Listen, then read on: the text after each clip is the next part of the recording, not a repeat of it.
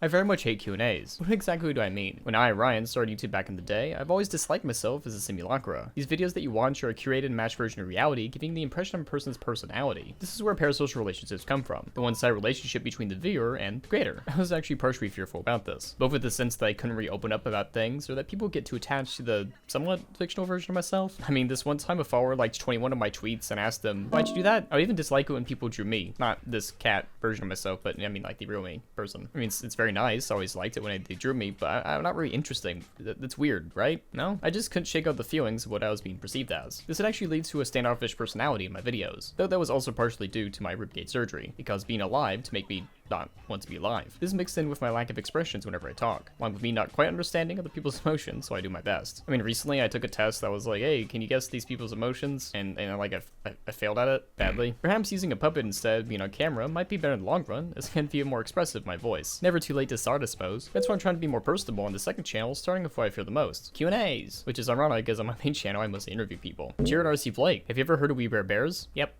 Why did you decide to do this with your channel? Are there any more things that you like to do? I'm guessing they're asking about the interview stuff. I used to make videos about like awful people, and that made me not good. So I switched to interviews because, well, I like talking to people. And as much as I like 2-hour-long interviews, I honestly prefer things a lot shorter and more concise. As for any more things I would like to do, I'd say just more general animations. Yay. Make a Mixed 44 of horror. If you were reached out by an indie creator, would you interview them?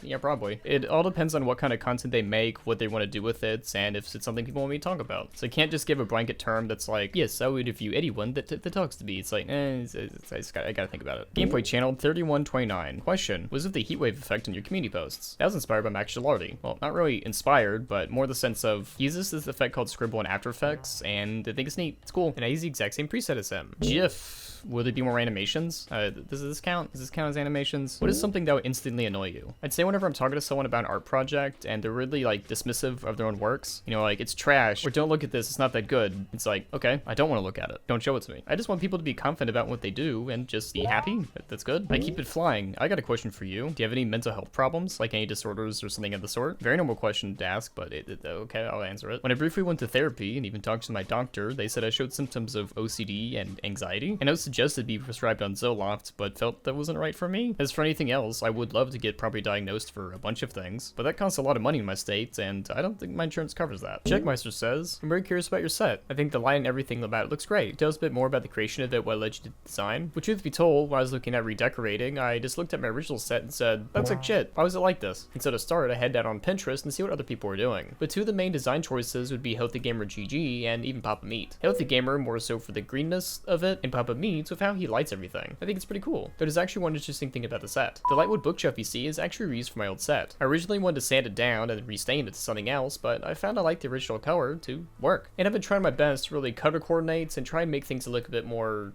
cool. You know what I mean? More cohesive. Cringy Axolotl. Sorry for the personal question, but do you still play any musical instruments? Or do you give them away? Or do you keep them as sort of a decoration? Well, originally I had like 2 basses, a guitar, and another bass, but over time I just kind of got rid of them. I don't play them as much as I used to, and they're kind of just taking up space, so I'd rather them be in better hands of somebody else than just waste away in a closet. Sam's explanation, Sam's explanation. Where can I watch any of your old commentary vids? I originally took them down, as whenever someone goes to my channel, they would see it and go, hey, does he make more of this stuff? But as of last year, I stopped in favor of just interviewing people. You know, more positive videos. I have been contemplating maybe bringing them back as like an unlisted playlist kind of thing, but I still need to think about it. Because a lot of people still enjoy those videos, although a lot of the stuff in there I don't agree with anymore. Sneaky Deaky VA. Where were you March 13th, 2024, 6:34 p.m.?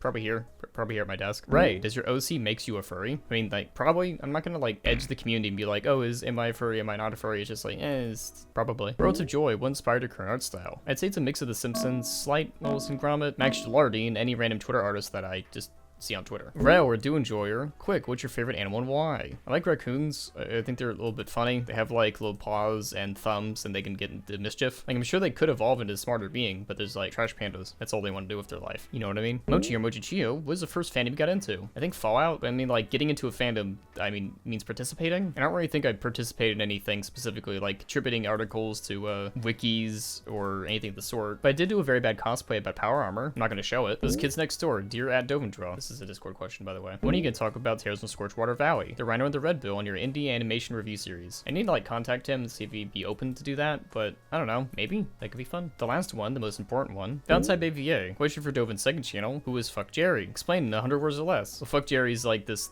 rat thing I drew, and by this I mean like this cat character. One of the first drawings of him I ever did was like him doing a middle finger, and that became like my icon for the longest time. I have plans to do stuff with him later on as like a cartoon thing, but for the meantime it's gonna be my self-insert mascot and me, I guess. Yep, that is pretty cool. Oh, I'm really not used to going unscripted, so that's the whole video, I guess. That's the whole video. All right, there's the podcast I do with Dev and JJ, but that's me playing off of other people to not just be by myself. I'm trying to be more candid on the second channel than the main one, because the main one's just like interviewing people and this one's just me. So subscribe if you want to see more of this. Follow me on Twitter and go see me at MomoCon this year, 2024. Until next time, have a good day. Yep, that's the catchphrase. Have a good day. Just go have a good day.